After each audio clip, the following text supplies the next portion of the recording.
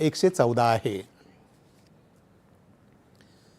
मुंबईलगतच्या ठाण्यात 131 जागांपैकी शिवसेनेनं अपेक्षित कामगिरी करत 34 जागांवर आघाडी घेतली आहे, तर भाजपा 17, राष्ट्रवादी काँग्रेस 4, काँग्रेस आणि राष्ट्रवादी शरद पवार पक्ष प्रत्येकी 5 जागांवर तर इतर 6 जागांवर आघाडीवर आहेत। कल्याण डोंबिवलीमध्ये भाजपा 32, शिवसेना 29 जागांवर आघाडीवर आहे। वसई विरारमध्ये 115 जागांपैकी 71 जागा जिंकत बहुजन विकास आघाडीनं स्पष्ट विजय मिळवला आहे।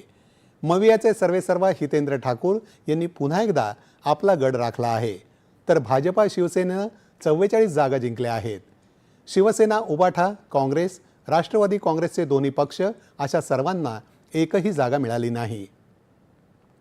भिवंडी महानगरपालिका निवडणुकीत 90 जागांपैकी भाजपानं 22, शिवसेना 12, काँग्रेस 30, शरद पवार राष्ट्रवादी पक्ष 12, समाजवादी पक्षाला 6, कोणार्क विकास आघाडीला 4, भिवंडी विकास आघाडीला 3 आणि अपक्षांना 1 जागा मिळाली आहे। नवी मुंबईत भाजपा 51 जागांवर तर शिवसेना 37 जागांवर आघाडीवर आहे।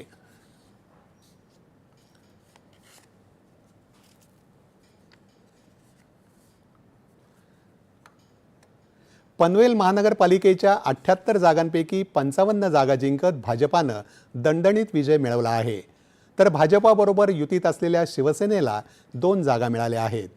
शिवसेना, उबाठा पक्षाला 5 तर राष्ट्रवादी काँग्रेसला 2, काँग्रेसला 4 जागा मिळाल्या आहेत। शेकापचे 9 उमेदवार विजयी झाले आहेत। अपक्ष 1 जागेवर विजयी झाला आहे। मीरा भाईंदरमध्ये भाजपानं 78 जागांवर आघाडी घेतली आहे, तर काँग्रेसला 13 आणि शिवसेनेला 3 जागा मिळाल्या आहेत। उल्हासनगरमध्ये भाजपाला 28, शिवसेनेला 34 आणि इतरांना 2 जागा मिळाल्या आहेत। पश्चिम महाराष्ट्रातही